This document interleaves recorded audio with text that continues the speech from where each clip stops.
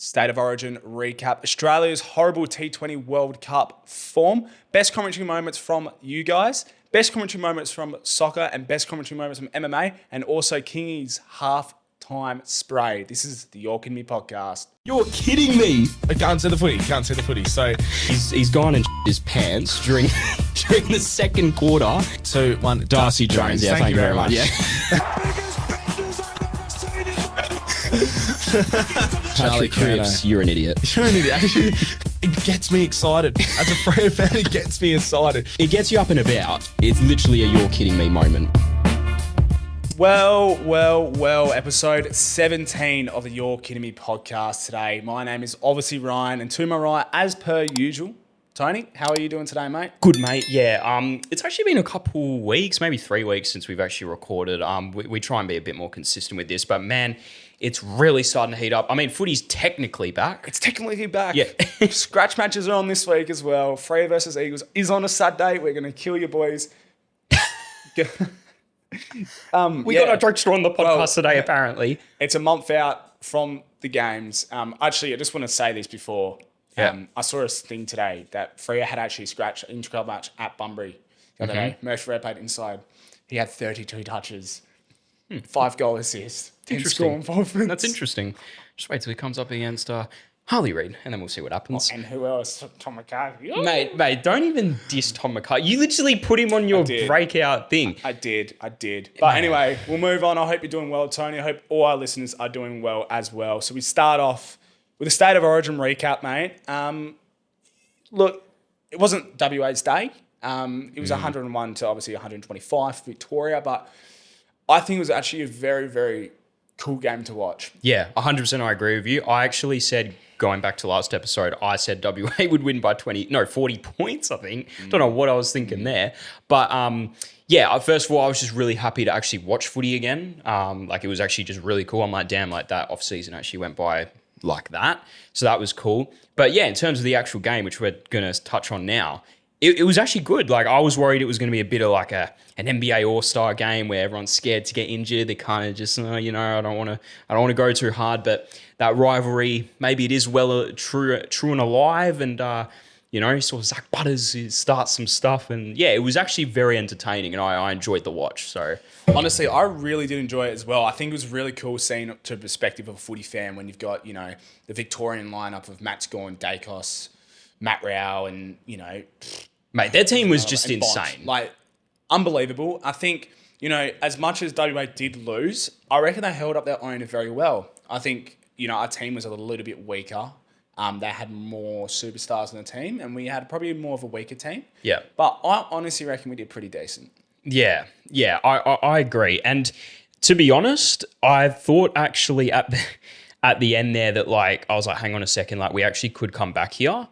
But Waterman actually missed a couple crucial goals towards the end there, which actually could have kept. I'm not blaming it on him. Yeah, look, I was really shocked about the atmosphere, man. You could feel it through your TV when WA were on top. You just had a sense of, Victoria was scared. First of all, it was sold out, which I don't even know if they expected it to be sold out that quick, because all the promos started coming heavy like a week out. And I walked through the city every day, like, for work, and I saw like they had a big footy in the middle of the city, and they were promoting it really well. And yeah, like you said, the atmosphere, unreal from what it looked like. Anyway, wish I went. I really do. Yeah. So I think next time definitely gonna try and get Honestly, a ticket. it was amazing. But obviously with the these type of games, there's actually 2 best on ground medals awarded for both teams. I did not realise that. Jesse Hogan kicked 5. I think he was very good. It was it was a little bit disappointing that was his best game at Optus Stadium when he played at Fremantle. So, yeah, but he played a very good game. But I'm actually very happy that he did win best on ground. Yeah. Lucky Ash though. Do you want me to start, or do you want to give your thoughts on this first? You can start. Okay. Yeah, I was shocked. But, like, I don't mean that in a disrespectful way, because he did have a good game. But I'm going to sound like a broken record here, but you got to give it to Daicos there. I'm sorry. Like, if not him, like, who else? Like, you know what I mean? Like, maybe they were trying to look at it differently, like a more impactful player. Like, yeah, he was good in the back line, but Mate, Daicos, 38 disposals, 13 score involvements, 1 goal. That's a pretty bloody good game, man. Yeah. And I don't know. Do you Very agree? good. Oh, like, I was watching it, and it obviously says Victoria's best on ground. Like, Yash. And I was like, the fuck? What the fuck? I'm so Yeah, confused. yeah. I was a bit shocked. Yeah. I actually got Daicos' stats here. 38 touches, 1 goal, 2 behinds, 4 goal assists, and 13 score involvements. Yeah. Lockie Ash, just keep scrolling down here. 25 touches. Yeah. So, look, 25 touches. We'll go to his goal assist 0. But Matt, he's playing in the back. You score can't. No, involvement, sorry. 7. I agree with you, but you can't use that as a stat line. Yeah, but also like, He's in the back line. but also his fourth quarter, he got he got 10 touches in the fourth quarter. A little bit of a but They obviously were looking at it like he's setting up a lot of the plays because it starts from the back line when it's rebounding. Look, I think Daicos was 100% robbed, and Yeah. it probably, honestly, it probably wasn't even Lockie Ash in the top 3. In my opinion, Okay. I reckon it could have been Bont. I think Bont was pretty decent. Yeah, he was. Yeah. I think Green was pretty decent. I think Butters was pretty decent. Bally Smith was even decent. Yeah, Like, everyone was very decent in the Victorian team. But Yeah, I Jesse think- Hogan was definitely best in WA. Yeah, no, 100%. Man, I just always think about it like Daicos should have like a full cabinet of just the most crazy accolades, and he should have a couple Brownlows in there, but yeah, things just keep not going his way. Yeah, definitely. But I think there was a couple of standout performances for me personally. Like I wrote to run the sheet. Thanks, mate. And I think a couple of these guys played really well. I think Chad looked amazing. I think he looked unbelievable. I think Luke Jackson looked very good as well as a midfielder. I think I was a little bit surprised, going against, definitely faster midfielders and probably a little bit more fitter midfielders. I think he held his own. Yep. I think his goal kicking and marking was pretty decent as well. But the two standouts for me anyway, I think Pickett, I know he didn't really get a lot of the footy, but when he had that footy, man, he really turned it up and he looked like I was watching, I was like, man, Pickett looks amazing. Like, literally looks amazing. Yeah. But then Lawrence Humphreys, I was like, wow. I was like, I did not know the quality of game you had, son. Yeah, so I actually agree with all of these that you've put down, and this is exactly what I would have put down. I mean, I'm probably not as heavy on Luke Jackson as you. Not saying he had a bad game, but yeah, Chad, like, especially at the start, like, he's the one that got us in at the start. Like, it was looking good. We're like, oh, hang on a second. Yeah, Lawson Humphreys, wow, yeah, I really agree with you on that. Yeah, he was, I think everyone was impressed with him. I Even reckon had a he sniff at the could have medal. even nearly got the medal because that last quarter that he was playing, he literally put the team on his back. At half time, he had 4 touches. Yeah. And then he goes third quarter, 7 touches, fourth quarter, 12 touches. So it's like, wow, like you had an unreal game. Even 91 disposal efficiency as well. Wow. Which is unbelievable. Yeah, Pickett looked good, especially like at the start. I feel like he was really up and about, and to be honest, like a lot of the Indigenous players in general, especially for WA, were actually like at points like actually pretty good. And I think Hill was really good as yeah, well. yeah, and I love Hill as well. I So was very shocked by Hill. I think he was amazing. But obviously, the one issue that everyone is bringing up is the injuries. yeah. Now, yeah. Archie, Georgiadis, Wiedering, Matt Rao. Matt Rao's now out for the couple first Broken rounds. finger, wasn't it? Yeah, broken finger. That was an horrendous injury from Wiedering. He's very lucky to not get away from serious injury. Looked really scary. It looked fucked. Yeah. It looked very fucked. I thought he nearly died, and he had a neck brace around, which is not always. Yeah. No, when you see that, you're like, and for him to actually only get a broken rib, that's very surprising. Yeah. Archie Hammy again. I think just awareness. But do you believe the state of origin should be changed to a different day, or do you reckon it should be pre-season? Okay, so this is just what I've seen on social media, and I'll tell you which one I agree with the most. So there's 3. 1, keep it, okay? 2, this is the stupidest one. I don't know how people are getting behind this, but they're saying put it before the grand final. Stupid, right? And then I saw one put it straight after the grand final. I still reckon keep it the same. If you put it after a grand final, people are already in off-season mode. They've clocked out. I think that's when it becomes a bit more of a joke, not really like whatever. I mean, maybe you could get players going a bit harder, but like, it's been a full season. Everyone's tired. Everyone's fed up. I don't think it would be good. Even the fans in some aspect are like, I'm kind of done with footy, especially if your team didn't make finals. If you put it before the grand final, I'm not going to say why that's stupid. That's just self-explanatory. But the reason why it's good where it is, like, yeah, it acts as a bit of like a pre-season game. Like you saw it with the Indigenous All-Star games. Like a lot of the players actually said it was good, like just to get a feel for it. But obviously this one was always going to be a bit like more, like get in and under because it's a rivalry. It's WA versus Victoria. So I think keep it. That's my opinion. I think after the grand final is very, not very good because people mentally check out of footy. Exactly. Like, with your sports of, for example, NBA, when you really used to watch it, the finals, you just check out. Yeah, exactly. You don't really want to see much about basketball. It's with most sports, to be honest. And then before the grand final, I think it's even more stupid. Yeah, that is. You got to think about it. There's going to be now another round of finals. Yeah. Right? So there's going to be a month between your last game and then your State of Origin and game. Also... And then what about people who don't play finals and want to go away? Yeah, and not only that, if you're in the grand final, so let's say Collingwood make the grand final, Nick Daicos, you think he's going to want to play in some game that doesn't go to anything? But I think it's just leave it how it is. Yeah. Players will always get injured, no matter It can be any game, mate, match sim, injury. Like, it can be anything. For example, Tom Green recently did his ACL. Oh, man, it was heartbreaking, but like that can happen to any single player at a footy club. Yeah. We're all human. We can all get injured, and some people get very unlucky.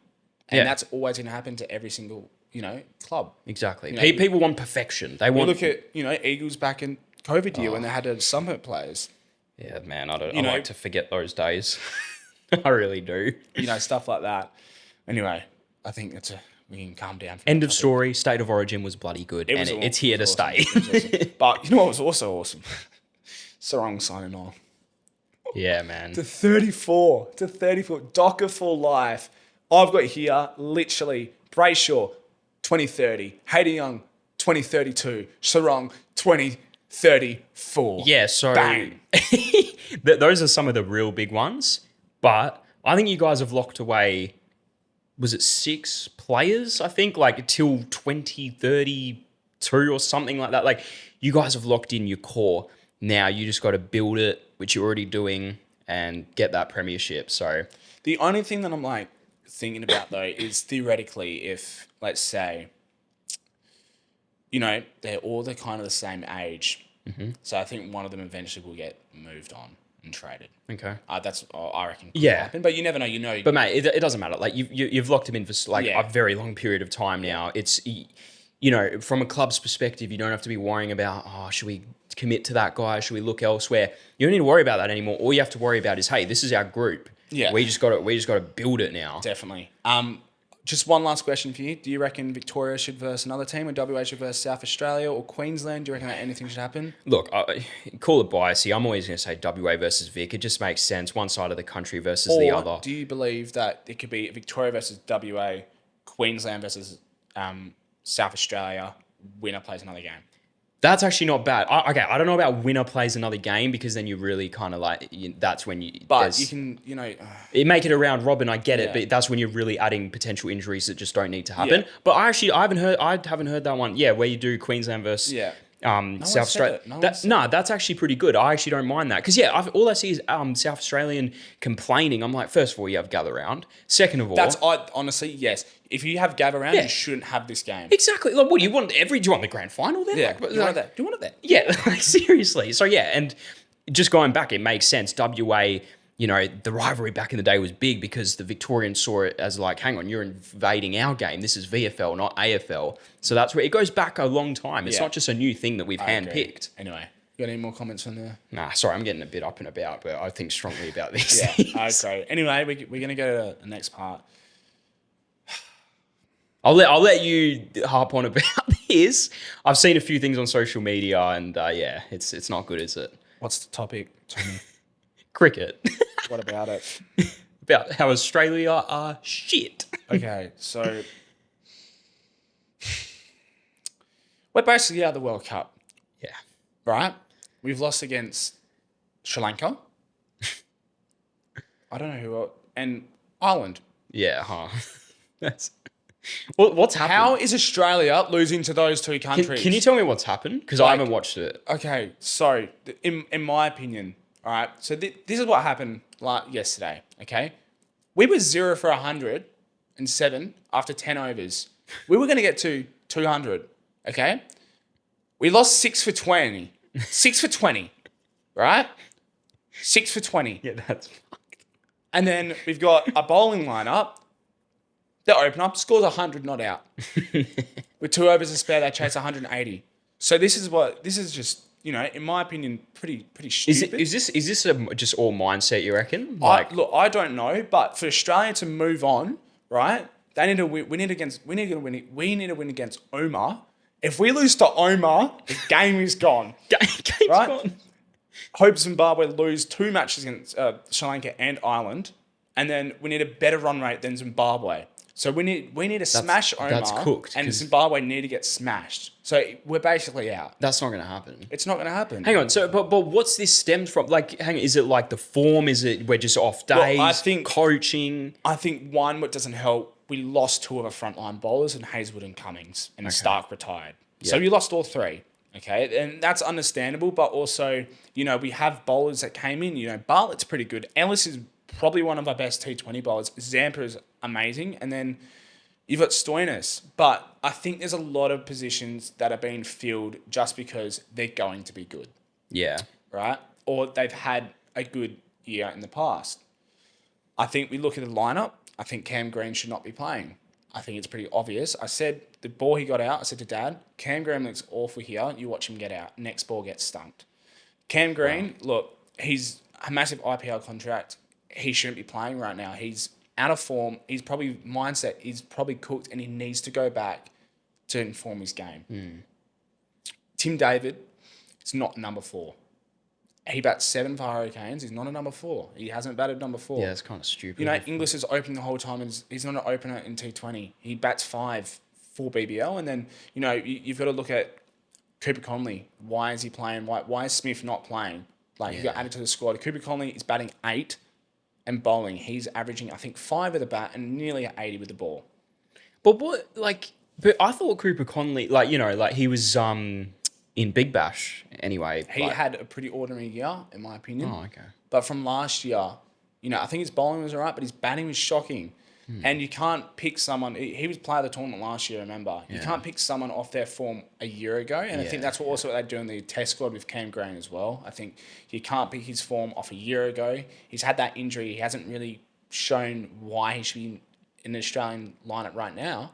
I'm not saying he possibly won't be, but he needs to refine his game. He needs to, take a step back and look at it and really think, because if we don't make it in the top 8, we're for Australian, in my opinion anyway, if we don't win a World Cup, it's a failure. We are the most dominant cricket franchise in history. Yeah, 100%. And that's why everyone's saying it's just so disappointing. Cause it's extremely disappointing. And then, I think the whole lineup is just not, balanced. Stoinis opened bowling. Why? So where do we go from here? Because we need to win. I know, but we're probably not going to make it. We're not going to make it. We won't make it. I think you've got to just refine and players you pick. But then also, who else do you pick when no one else is really smashing the park? Glenn Maxwell's also doing bad. It's very hard. Yeah, true. Yeah, it's just not good to see. It's not good to see. Anyway, that's me done. Game's gone. The game's gone. Australian cricket's bad. Yeah. Anyway, we'll move on from that. Look, I just really hope we don't. You know what? I don't even hope we go out of the group stage because we don't deserve it at all. Yeah. Yeah. So, anyway, best commentary moments from our fans. We had a story up of some commentary moments. Yes. And we got 2. So Jasper Nutt. I just want to say Jasper Nutt, right? He comments on a lot of our stuff, so just a shout out because he always puts something in. So just a little special shout out. He said the infamous one, and so good. It's good. This should have been in my list.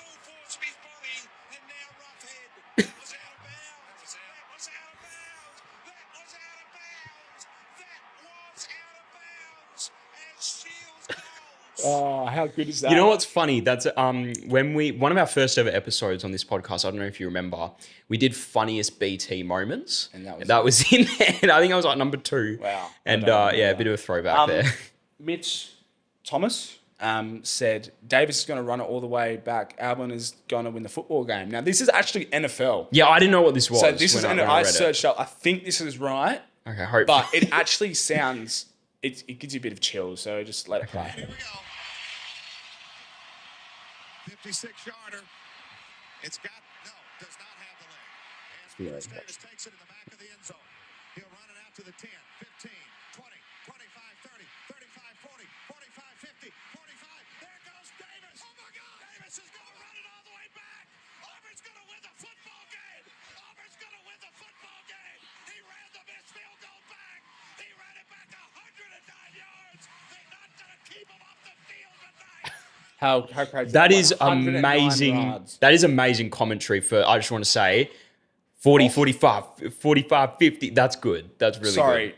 they actually they stormed the field afterwards. Really? Yeah. This is I think they NFL? won the game. Yeah, I think they won. I'm not sure what it was. Or like college football or something. I think it looks like college. Okay. I'm not sure, but they won the football game. That's insane. That's actually yeah. really well. it is actually Commentary's a very amazing. good pick. So Because he just built it up nicely. Yeah. That was good. I like so that. anyway, recently we did on the last episode best commentary moments, and we got absolutely slammed because Well, no, I wouldn't say we got slammed. I think there's a lot of voice and opinion of others. It's so hard, and man. you know what? I had a top 7, and I probably should have had a top 3, but Tony didn't edit Peter Siddle's hat trick on his birthday, which is great. That was cool. Anyway, so My bad. Yeah. we're sorry. gonna do a couple of sports today in this episode, and we'll Ryan's move, done a top 20. we'll move. So you might as well. We'll move on to other sports, and if you want your sport, let's say an NFL. If you have moments, I don't know any NFL moment. Yeah, moment, so see, just like, let that's the us thing. know. Like, we want to do other sports, but there's only certain ones that we know well enough. Yeah. So Anyway. if we get you guys to make a list. that'd So be cool. I've done a top 5, and my top 5 is soccer. Is soccer. So my first one is South Africa's goal in the World Cup. Now I don't know if you know it.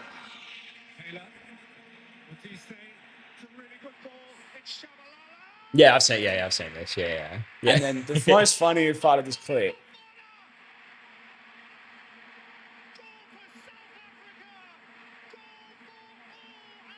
Yeah. dance. I've seen edits of this.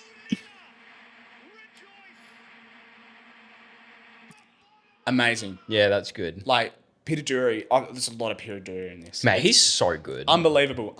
Anyway, 4. Now, this one's got a special place in my heart as a Manchester United fan. Yeah. CR7's return to Old Trafford. So he obviously left for Real Madrid, Yeah. went to Juventus, and then came back. Yeah. So I think I've seen this actually. Madeira, Manchester, Madrid, Turin, and Manchester again. No, I've seen this. Yeah. Wreathed in red. Restored to this great gallery Yeah, of the this is game. good. A walking work of art. Vintage, beyond valuation, beyond forgery or imitation. 18 years since that trembling teenager of touch and tease first tiptoed onto this storied stage. Now in his immaculate maturity, CR7 reunited. unbelievable. Yeah. Unbelievable. Like literally poetry. I like that. I also like how it's not a goal or like it's just simply. He's actually goal. He scored 2 goals in that game. Yeah. And the moments that he scored, like he goes, and guess who's there? Yeah, that could And then all- the yeah. suit, like the suit. Yeah. Amazing. Yeah. Anyway, number 3, Yeah. the Greek god in Rome. Oh, Now, yeah. I don't know think- if you know this one. I think. Hang on. Is it? Just play it. I'll probably know it when you Where play is it. Oh no, here it is. So it is just no. So Rome has risen from his ruins. Like, yeah.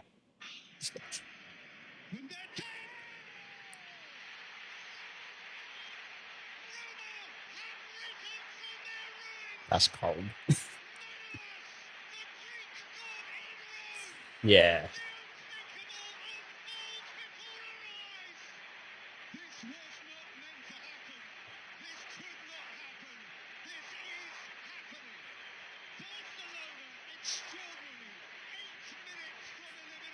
Yeah, I like that. That's good. That's a good I'm one. pretty sure that's from the UCL, and that's prime Barcelona. Yeah. Wow. You can even see the crowd just like they're going crazy. Unbelievable. Anyway, number 2 is Hogdini. It's a banger. It's one of the best. So, I'll give you a bit of context. It's in the FA Cup. Yep. It is Watford 2, Leicester 1. Leicester's got a penalty to now go into the next round of the FA Cup. Mm-hmm. I'm pretty sure this might be the semi-final. But on goal aggregate, it's 2-2. So if Leicester score one more, Yep. ball game, they move up. And I'm pretty sure it was a away goal as well. So Watford needed to score. It was 4 minutes plus. It's 96 minutes Oh, right now. wow. Oh, that makes it even better. Knockout takes. Almunia saves. Knockout follows in. Almunia saves again. Absolutely astonishing. Now here come Watford. Wait, so the goalie saved that one. Oh, Here's Hogg. damn. Do not scratch your eyes. You are really seeing the most extraordinary finish here. It almost mirrors the final. Wow. Can you imagine like being the people Unbelievable. that he jumped on in the crowd? Troy Deeney wins it for Watford. Yeah. Sends them to Wembley. Yeah. They storming And the then field. They storm the field. That's Like, crazy. oh, mate, it gives me shivers every single time. Yeah, I like that. Seriously, it just so yeah, the goalkeeper saved it twice as well. Wow. The Watford goalkeeper, like, just damn, unbelievable. And then, this was in my last episode. I think Aguero. It's Yeah. This should have been your number one before. This was so good. Manchester City are still alive here.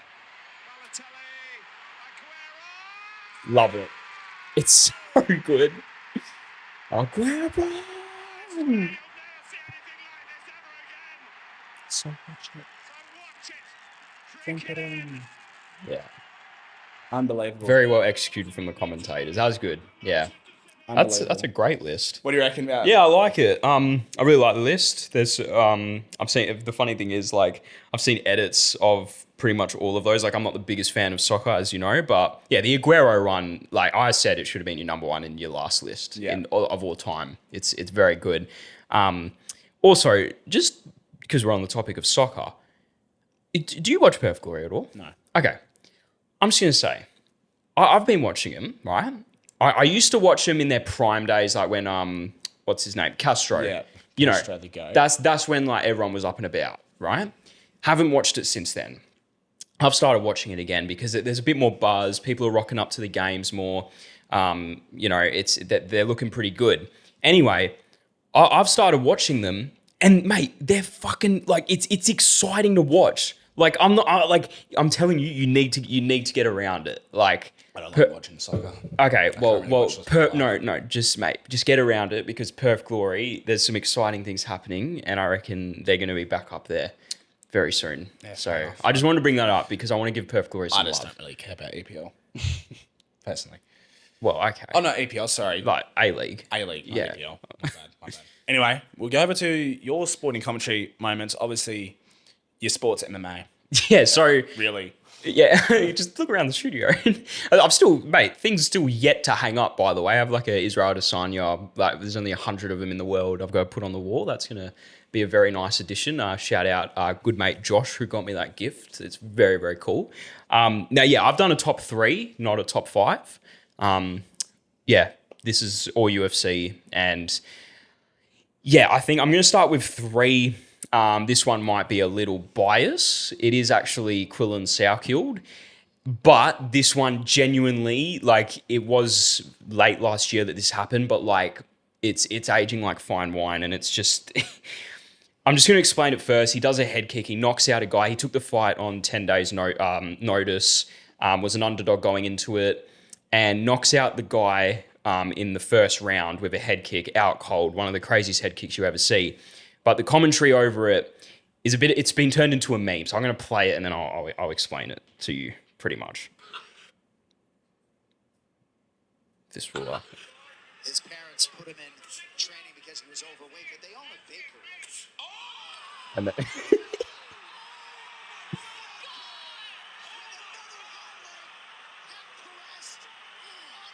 Unconscious twitching on the canvas.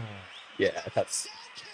That was one of the craziest high kicks I've seen in a really long time. Okay, first of all, yeah, brutal because twitching on the canvas. To be honest, it actually was really scary because it took him he was out cold for a very long time, and even watching it, I'm like you just don't like seeing that when someone gets knocked out and they're out for that long.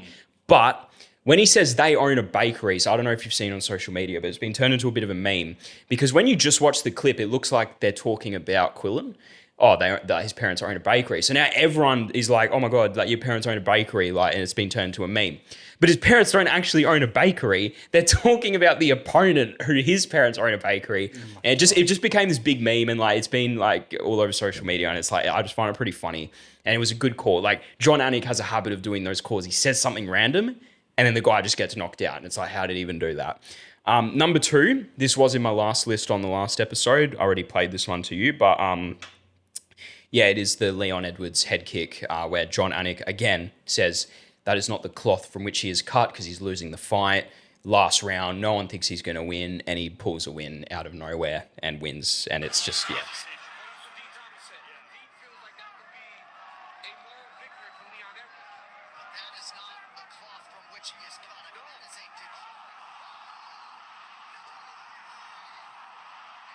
So it just shocked everyone. No one saw that coming. And yeah, a beautiful line, that is not the cloth from which he is cut. Literally, because on the round before that, when he's sitting on the stool, he looks like he wants to quit. He's like this. He does not want to be there. He's tired. He's losing the fight badly, getting dominated. And his coach is like, pull your head in. You can win this. And he goes out there and he does that. And the commentators make it bloody good. So yeah. Now, number 1, this is just undeniably number 1. It is Conor McGregor. Back in the day, back in the prime days, when he won against the champ in 13 seconds. Yeah, I know this one. Oh man, Let me see it. I'm just gonna play it. The most highly anticipated featherweight fight of all time. Conor looks extremely loose, and Aldo looks like he's feeling the pressure of this moment.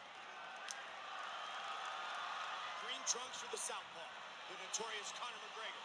Black trunks for the champion, Jose Aldo Jr. Conor relaxed and smiling. He snuffed it. And the new UFC featherweight champion of the world. Oh, unbelievable. Look at his face.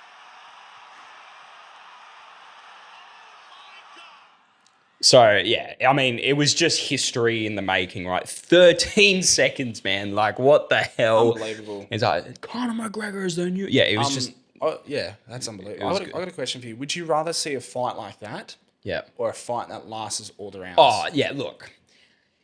I'm always going to want to... everyone wants to see a dog fight, a 3-round banger, just trading shots. Because, it's more entertaining. And, you want to pay... Because, people that paid for that, although they witnessed history, which I would 100% pay a large amount of money to watch that, it's 13 seconds. So... I think I would rather that. Really? Yeah.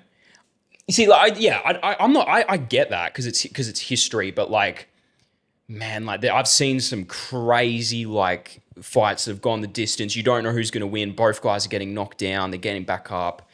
And it's pretty entertaining. But yeah, that's history. Yeah. That's wow. So yeah, I'm not mad at that at all. But yeah, that's my top 3. So Nice. I reckon that's a good list. Thank good you. list as well. Now we'll move on to the last part of the potty. It is stretching 36 minutes now. So look, I don't even know what this part is. Yeah, so GWS. Okay, the clip I'm going to show you is a bit long. This is the only thing. I didn't realize how long it was. It's all right. So I might actually just skip a little bit of it. Yeah. I haven't really watched it myself. But How long is it? 3 minutes. Okay. So we won't watch 3 minutes. Yeah. But basically, GWS are coming out with a documentary Yeah, when's that coming out? Because it's soon. It's multiple soon. teams, right? On Yeah. Amazon Prime? Yeah. So Sorry, Keith, there's for one that. for Fife as well, which I might cry. bro. Yeah. But this is the spray. Okay. I think I might have seen a bit of this. Why aren't you behind? How long have we been going behind stoppage at OLDL? Behind the contest? Most of the year? 3 years. 3 years. But we want to play on talent. We want to play on talent. Guess what they play on? Fucking hardness and work rate. Every single fucking time. Same game. They're harder. They're tougher. We're weak as piss. We don't follow system. How many fucking times does that ball go to a contest and they win that next ground ball? 9 through the fucking midfield. 9. How many fucking times can we get beaten? This is from the last same season. way? Every fucking time. Because you know why? You don't fucking stand up. 3 fucking touches in a half. You don't stand up. You allow yourself to be beaten by him. You don't change your position. You don't get to contest, and you're undisciplined. What are you Damn. going to do about it? What are you going to do about it? You're a fucking leader. It doesn't fucking mean anything to us. So I'll stop. Do you want me to stop? Yeah, just stop it there. I'm actually going to listen to that, the whole thing after this Mate. episode. Sorry, do you know who he pointed out to there? No, I couldn't really see. Who was it? Toby Green. Really? So they're Nah, captain. good.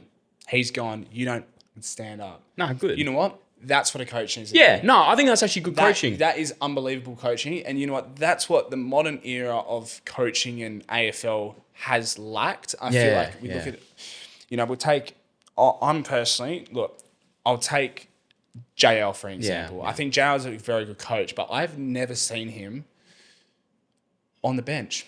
Yeah. Not once. Yeah. And Adam Kinsley is always on the bench spraying people. Yeah, everyone has a different coaching style. Some work like better than others.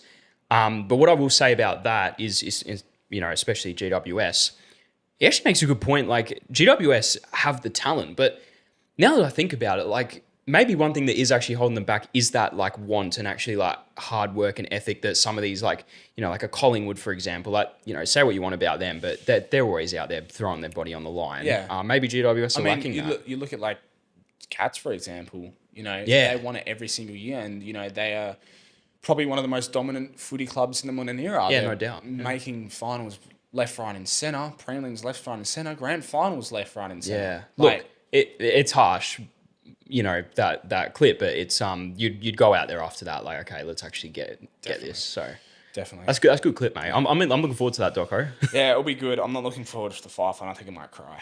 Wait, so hang on. So who have they covered in that doco? So I'm like not sure. I know there is a Fife one in his last game.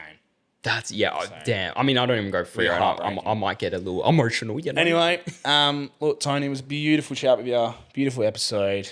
39 minutes strong. Look, make sure you do follow us on Instagram, TikTok, YouTube. What else, mate? Am I missing one? that's all of them, bro. Spotify. Email us. Email us. Yeah. Whatever you want to do. If you want us to, get topics in, just don't be afraid to let us, DM us. So anyway, much love from me, much love from Tony, and we'll catch you in the next one. Thank you. Cheers.